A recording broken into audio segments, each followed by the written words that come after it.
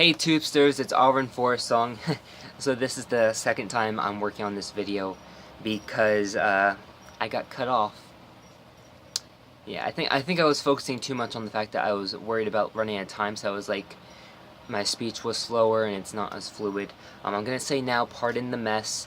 Like I said, this channel is supposed to be candid and raw and open, so I'm just gonna leave it there. I'm not gonna worry about it being all aesthetically pleasing. At least not right now. So this is basically going to be kind of a sit-down witchy vlog. I've forgotten to upload the first one, so I'm definitely going to upload both today. How much time do I have? Okay. So I'm going to try and rush through it, but not rush through it. So I'm going to upload them both today. But some of these, hopefully you watched the first one first, and in there I talk about a couple things I wanted to share with you in this vlog.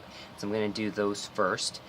And the first one is my second pair of shoes. They actually came in the day I filmed that vlog, but I'd already finished that one. So they're Beverly Hills Polo. I don't remember what specific one this one is, and I'm not going to even try. They're dirty because I've been wearing them for, I don't know, 2-3 weeks. They're really comfortable. In fact, they're more comfortable than the black ones I showed. And you would think that these, because they're like suede, I don't know if it's real suede, but you think that because of the material that the laces are made of, they'd be difficult to tie. And you know, sometimes they can, they're a little difficult to tie, but honestly, they're actually pretty easy. And you would think that because of how chunky the knot is, that they're not really tight and they wouldn't stay knotted, but they actually, they stay very well, especially when your foot's in there. I think it has something to do with like the pressure. It kind of helps hold the knot in place. With it not having that, it does come a little loose, but it's okay. And they're really comfortable. And the other thing that I talked about in that video was a calligraphy pen. This is the small nib. I already know from the last video, not the last video, the last time I tried to film this, that it doesn't work. So, well, I mean, it works, but I haven't used it in a while, so the ink isn't as free-flowing. So that's something I noticed. I'm not going to show you the nibs, honestly. It's kind of a standard pen. I'm sure there are lots of people that have done videos showcasing their pens, but I'm not going to do that because it's not like it's a unique fancy pen, so I'm not going to show it. But yeah, what was I going to do next? Shoes and pen. Okay, I've done those. So yeah, I'm going to do a little story time because it kind of goes in with this haul, but you know what? No, I'm not going to do all of the story because I messed up the last time. So I'm kind of glad that I deleted that video and it got cut off because it wasn't a very good one. So in the first vlog, I shared with you this sugar brand called, well, actually I think it's called it's called Zolka Morina. I don't know where it's from. Oh my gosh, it's located in Arizona. That's crazy. I might have to share with you about what that means to me in another video. It's a product of Mexico. That's interesting. Okay. Anyway, so for those of you who don't know, my matron is Morana. She's a Slavic goddess connected to winter and spring and actually witchcraft. So magic and all that. I need to adjust because my legs are uncomfortable. There's a lot of clutter around here, and so I'm not able to sit as comfortably as I would like to. I might try and work on some of this, at least around my altar, because I don't like how it lowers the vibe of my space. But anyway, there are a lot of varying spellings of Morana, just like there are for my patron Veals. And Morena, M-O-R-E-N-A, is one of them. And so I really feel connected when I use this sugar to her. And anyway, I say all that to say this. Basically, I wanted to get some sugar, and I wanted the small one. I think something just went in my throat. But when I went there, there was only the large one. However, when I went closer to grab the bag, I just spotted this small one, and it was the last one there. I was like, ah, that just kind of spoke to me as her kind of looking out for me. I kind of feel that my practice has gotten a little more mundane than magical, because I don't do daily devotionals and stuff. Not because I don't want to, but because of the clutter and because of how circumstances, really. That's only, life has just gotten in the way. However, I still feel like I have a spiritual connection to it, at least on a small scale, because of things like that. It's just, I just feel like my practice has gotten a little more mundane, and I want to change that just a little bit. Because I did like having a magical practice. That was nice. But this is another thing that I kind of felt like my guides, my tribe spoke out to me with. If you don't know, I'm obsessed, literally obsessed with pumpkin. There's not much about pumpkin that I don't like. Magically, mystically, spiritually, mundanely, medicinally, taste-wise, aesthetics.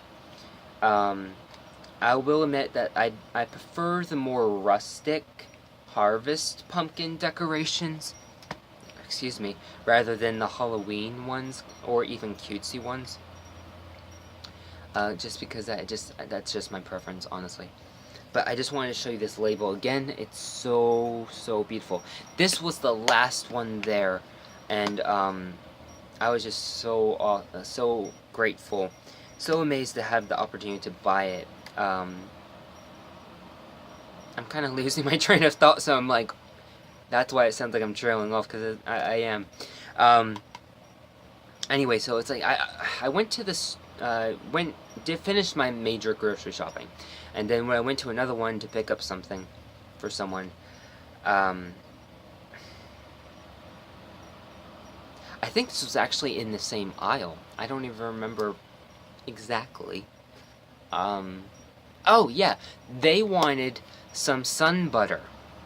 And so when I went down the aisle to find the sun butter, they didn't have any. And I think while I was leaving, I spotted this, or maybe as I was going down towards the like peanut butter part of the section, I passed this. And so at some point down the aisle, I saw it, and I was like, oh! And I realized it was the last one. And I almost was like, well, you know, they told me, you know, because I do spiritual shopping, where it's like that, you know, I work with my guides to say, okay, should I buy this? What should I buy? I use it to help compile my list. I mean, I still, look through things and see what I'm out of and all of that, like any normal person. But I just make it a little more spiritual than probably most. And they specifically, when I wrote my list, it said, don't add anything, don't take anything off the list. So that's why I checked with them, and they're like, yes, get it. And I was like, this is why I had extra money, and now I can use it for that. Anyway, so I loved it. I did make my own, and it doesn't taste exactly the same, but I do like it better. It is a little more harvesty, savory than sweet, like the original one was. So I will be doing a video that shows you how I make it. I can't show you right now how to make my pumpkin pie spice because I'm not out of it yet, but as soon as I'm out and I have time, I'm going to make a video for that as well. Because I don't make it as you would probably find it online. I kind of use a special ingredient. My gosh, that's really bad. I have like this nervous thing where sometimes I'll bite my lip, and so that's what that is. Yeah, so I'll just show you. If you watched my last witchy channel, then you probably remember me talking about the Sacred Circle Tarot. I did a review. I actually would do some tarot readings for the week with it. One of my subscribers bought this deck for me, and thank you.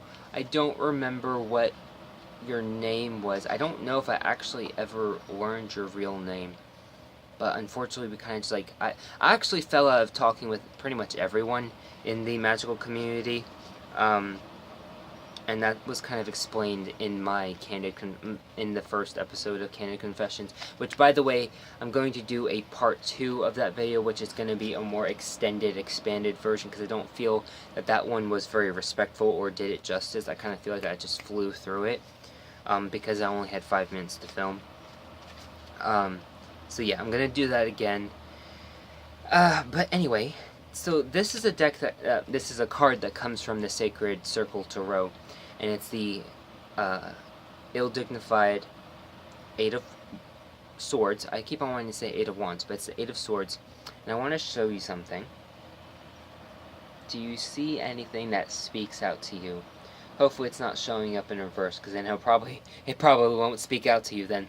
But hopefully you paused it, took a moment to look at it. But what you see here, or at least what I saw, was the word Tui. Now what's really interesting is when I first, I was flipping through the cards because I wanted to see, the reason why I still have them even though I don't read with them and stuff, is because I wanted to use it in art. Because I like to keep anything that's gifted to me, even if I don't, use it in a productive sense. Because I like to keep that energy of that love of gifting. And so I decided that I would keep them to use them for like magical art journaling, for like art cards or whatever.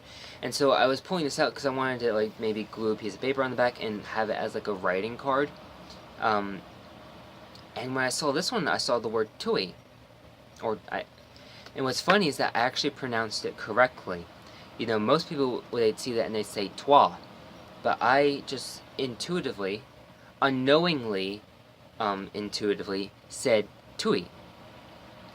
And when I looked it up, I found out that it's said 3 times, and it's supposed to, it's an idiomatic word, which basically means that it's supposed to sound like what it means. And what it means is, well, not sound like what it means, sound like what it stands for. And the word stands for, like one spitting. When you spit, it's supposed to sound like Tui. And so when you say toy, excuse me, not Tui, toy, that's why it's wrong. Anytime that I said Tui, change it to toy, and then it's accurate. I've been wrong this time because I've said it wrong. But I originally unknowingly intuitively, said it correctly as toy. And I just thought that was so cool because what it basically means, it's a form of banishment, basically. Water is sacred for cleansing, and the forcefulness from, saying the word or actually spitting, as well as your intention, of course, is supposed to be banishing it away. And it's used in opera. It's preserved in opera and theater as a roundabout way of saying good luck. Because they don't believe in saying good luck, they feel it's actually bad luck to directly wish someone good luck.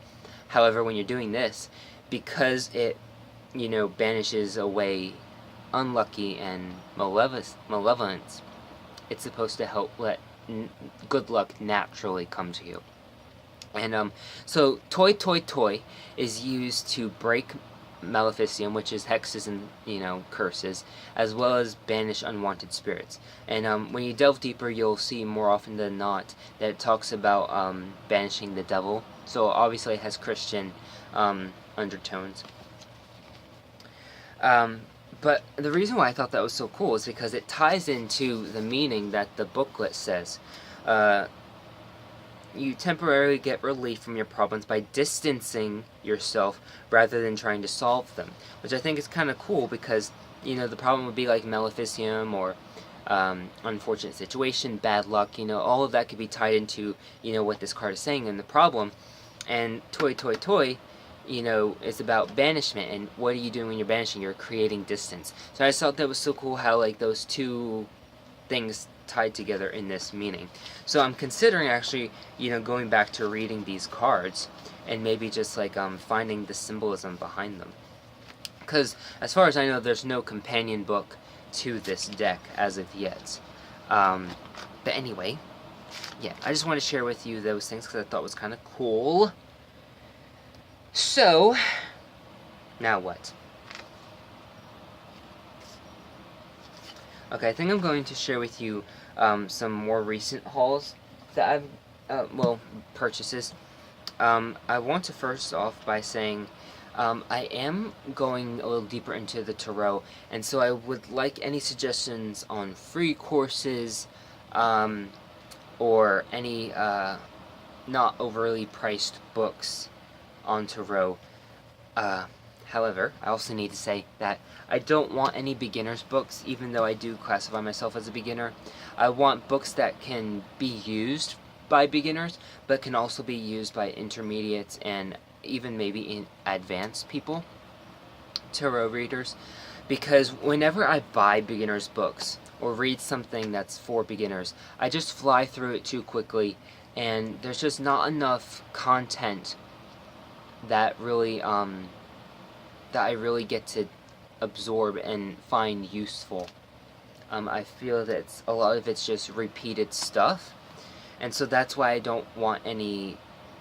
I'm not going to flat out ask for beginner suggestions for the tarot books. I also want them to be, when it comes to suggestions, I don't want them to be ebooks because I don't have a way of storing and getting those right now. Also, if they can be under $25, that's including tax and shipping, that'd be great. However, if your suggestions don't fit within those parameters, that doesn't mean that you can't suggest them. It just means that I might not act on those immediately. But any suggestions, even if they're ebooks or over $25 or beginners, with, minuscule information, I'll still check them out. But it'll probably be after the ones that I really want right now. So I just want to put that out there. So that way you kind of know what it is I'm looking for. Even though I'm looking for those things, I'm not closed-minded to only looking for those things, if that made any sense. So with that said, I want to let you know I already have the Holistic Tarot, and flipping through it helped me understand that is really what I want. That's why I said that, because I know that this can be a beginner's book, but it is jam-packed with lots of information, so it can also be used for intermediate and advanced. I have the study guide / syllabi downloaded to use for the course, which I know is free. That's why I also said all those things in my, I guess my guidelines for the suggestions. So obviously I don't think anything's really going to be a good replica or, as this Holistic Tarot. It's not going to be like a carbon copy or anything like that. But anything that is similar to the Holistic Tarot, but doesn't necessarily have the same information, if that's even possible, I would love those as suggestions. I have checked out Sarah Pollock. I've seen 78 Degrees and Tarot Wisdom. I know that 78 Degrees was supposed to be 2 books compiled together, and that Tarot Wisdom, it kind of encapsulates what 78 Degrees has, but it has more to it. I do want something that goes through the Fool's Journey, which is why... Oh, my Magicellus. Hey, babe. You want to come and have a cameo. Come on, baby. There we go. Say hi. So, I do want something that goes through this, the Fool's Journey, because I think that would be really fun to learn. I haven't actually read this book yet, the Holistic Tarot, but I have flipped through it, and that's why I have all these tabs, because those are things that I feel are going to be good reference points, as well as things that I might find interesting. Yeah, and I have the, what was I saying? I have the course ready to use. What was I also saying? Okay, I think that's it when it comes to Holistic Tarot. So yeah, that's my only tarot book that I have right now. I do want to get some more, and that's why I asked for some suggestions. Yeah, so I've checked out those 2 books. I don't want something that necessarily just gives or mostly gives card meanings. If it has card meanings, that's fine, but I don't want it to only have card readings or to be mostly consisted of card meanings. I want something that kind of delves further in that. I don't know for sure if I'm interested in Golden Dawn Study, because I know just through this book with the little glimpsings that I have that I don't think I'm really resonating with their symbolism. However, I at times do find it fascinating, so I don't know. But if you have any suggestions, that'd be great. So the next thing I want to show is, I bought this when I got the book, and it's the Universal Weight. And the reason why I got it is because, yes, I have the Centennial version of the Smith weight, but it's kind of a darker tone, and I wanted a lighter tone for this light half of the year. And so that's why I got that, basically. And so I'm going to show you the front and back of at least one card. And so this is the back. This was a big selling point for me because I thought it was so cool. There is, I think it's the Morgan Greer. I don't like the stars on that backing. And I really don't like the original Tarot, how it has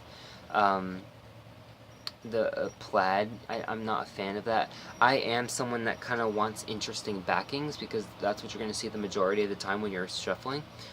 So I look for backings and certain cards, and I really loved how this was lighter. I've been sleeping with this card, so that's why it's out there right now. I'm going to show you the Magician because that was one that really I thought was pretty cool. And hold on. Here it is. So, I really loved how it had this aura, this white aura around the Magician, because that's not in the traditional cards. But I just love them. I really do. Like, even the Devil card, which is my Zodiac card, it's really not that dark. And I love how it seems crisper and like the color's crisper because it's brighter, but it's also like you can see the details in it more because it's not dark. And that's something that I didn't think of, but I love how I experienced that. And here's the Chariot card, which is my card of the year. Like, even the Tower, like, you can just see it so much more vibrantly now that it's in a brighter tone. I'm trying to find one of my make or break cards. Like, the Devil is one of them. Death is another. I always look at those cards to see, okay, what's this, you know, the symbolism of this. Like, look at the Fool. This is probably one of my favorite Fools, honestly. And I'm not usually one to care about the Fool card, but and I love the Moon card too. So, like, these cards that most people like really love, I'm loving just in this deck, which I don't usually care about in the deck. And I love the Hanged Man as well. I love how these cards look. They almost look different because of the vibrancy of them, but they're still the same, and that's what's really cool. The Hermit card is one of my make it or break it decks, and I love how you can just see it better. And it looks more realistic, at least in this sense, because of the snow-capped mountains. They reflect light, and so it would make them lighter. So I just love that. And the Death card is another, is another one that I look for. I really love, oh, this is the King. Well, I love the Queen too, but I guess I already passed that card. Here it is. The Death card is one of my make it and break it cards, and the reason why is because you know, something I always say is that you know, evaluate the pros and cons, but focus more on the cons, because those are the ones that you have to live with. And so that's what I always like to say, is like I focus on the cons, and technically I don't see those as like bad cards or whatever, but a lot of people do. And so I like to look at those to see, okay, are they stereotyping these cards? Like, what's their thoughts on these cards? And you can usually tell when you look at the imagery of those cards. Okay, so they see death as like scary or whatever, or they see the devil as, you know, Christian devil. They probably believe in the devil and all that. So I always look at those because that's gonna, not necessarily as make it or break it cards. The Hermit is my more make it or break it card. But they are, I guess they would be like secondary make it or break it, but they're not necessarily that much of a determining factor. But yeah, so I really love those cards. I love how it kind of changes the art a little bit, but not too much. So I think I'm going to close with the book. I would not suggest You get the book. Well, the reason why I had the book is because it was a set, and I also got this. It's basically a Celtic cross spread, but they call it what do they call it? Ancient 10-card tarot spread, and it's that spreadsheet poster. I haven't used it yet, but I guess the reason why they call it that instead of the Celtic cross is because maybe the cards are read for different purposes. I don't know. I haven't used it yet, but anywho. I would not suggest you make this. I know I'm going from asking suggestions for tarot books to now giving one. I wouldn't suggest that you buy the pictorial key to the tarot because it's pretty much the same thing as the little white book. That was not something that I was aware of. Plus, it's also online. I did try and read it, and I was considering not buying it because it was online, but then I realized the versions I was finding were difficult to read because of how it was laid out. And I didn't remember nor realize that this was the same as those. So I thought that there might have been some Delver, since it was done by the author of the book. The author of the book was part of the writer of the cards. I thought that there might have delved deeper into the symbolism, and they didn't really. There is some extra stuff in there, but not much. So I will keep it because it's good to have. And I was going to probably get it eventually, but I have it now. So I just want to throw it out there. Probably don't get that as one of your first. I would say don't bother getting it within your first 20. I think after your first 20. If you want to get it after your first 10 or 15, you can do that too. But I should just get a good collection of books before you buy that one because it's not going to help you that much. Yeah, I think that's it. Oh gosh, honey, your breath stinks. Oh, and I wanted to show you, I made a little bag because of the box came in. It's just crushed velvet. This was actually a pair of pants. That's why there's elastic on it. And this is just a little sea turtle, which is my animal teacher. Yeah, and so this is why I put the cards in, and I do sleep with them. I'm trying to think, is that it? I think that's it. So I'm going to close this video before it closes on me. I want to say thank you so much for watching. I don't remember my outro. I need to work on that. Thank you so much for watching. Thank you. Don't forget to give me this, the suggestions. I kind of lost my train of thought.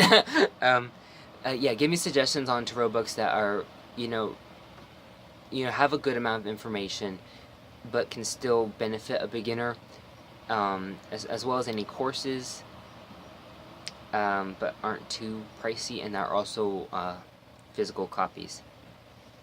I'd prefer those, but I accept all suggestions. So if you like, I've recently realized, gosh, this is a really crappy video, but it's raw and it's real. I've realized that it's kind of important to like your videos, so I am gonna ask if you liked it, like it. You know what? Like it if you like it, don't like it if you don't like it. I think I'm just going to close this video because I can't seem to get my words across. Subscribe if you're interested to become a member of the Forest fam. See, this is why I need to memorize my outro, because it has everything that I want to say, and I can't remember it. I haven't said it enough, but if you want to become a member of the Forest fam, you can subscribe. You can follow me on Instagram. I haven't been posting lately. I know I said that I usually post on there, so I'm going to try and get better on that, but life has just kind of gotten in the way. So, but if you want to become a member of the Forest fam and become a sapling, subscribe below. You can follow me there. I do have a Facebook, but I don't know if I'm going to keep it. But for the time it's there, spelled the same way, arenforestsong. Yeah. So if you like this video, let me know by clicking thumbs up. If you don't like it, let me know with the thumbs down. Feel free to leave comments. I love hearing from people. I believe I have my email in a description box. So if I do, then just email me if you have anything personal and respectful, of course, that you want to say, but you don't want everyone to see.